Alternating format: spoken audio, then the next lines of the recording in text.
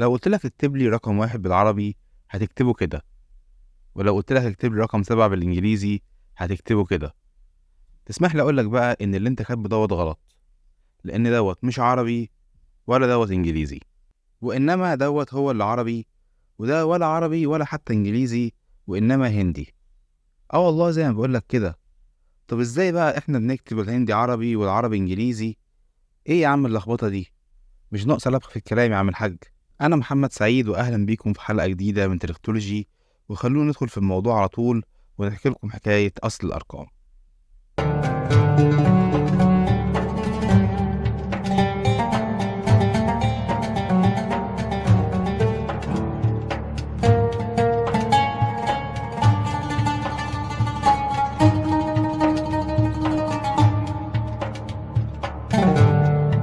بيرجع تاريخ الأرقام لزمان قوي، ويعتبر أول من استخدموا الرموز للتعبير عن الأرقام هم القدماء المصريين، وكان الكلام دوت تقريبا سنة 3200 قبل الميلاد، ومن بعدهم البابليين سنة 2400 قبل الميلاد، واستخدموا الرموز باللغة المسمارية، وكانت رموز بدائية جدا. ومن بعديهم الإغريق والرومان، وكل دوت كانت محاولات بدائية، أي نعم بتأدي الغرض، لكن لسه موصلوش لأفضل حاجة. طب إزاي بقى الموضوع اتطور ووصلنا لشكل الأرقام اللي بنستخدمها دلوقتي؟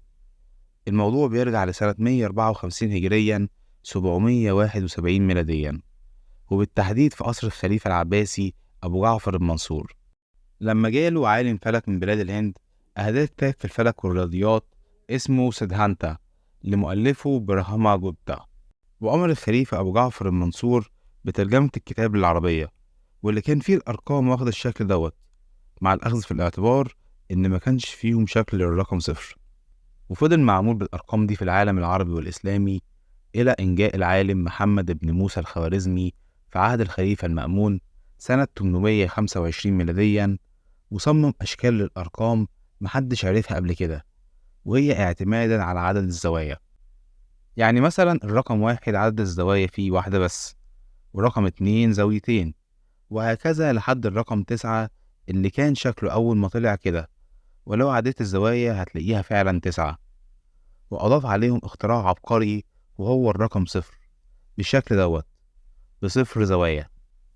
لكن الأرقام دي ملقتش انتشار في بلاد الشام والحجاز ومصر، ولكنها لقت استحسان في بلاد المغرب العربي اللي نقلوها لبلاد الأندلس، ومن الأندلس أو أسبانيا انتشرت لكل أوروبا، وحلت محل الأرقام اللاتينية اللي كانت مستخدمة هناك في الوقت دوت، وبقت الأرقام العربية اللي ألفها الخوارزمي هي الأرقام المستخدمة في العالم الغربي كله لحد النهاردة.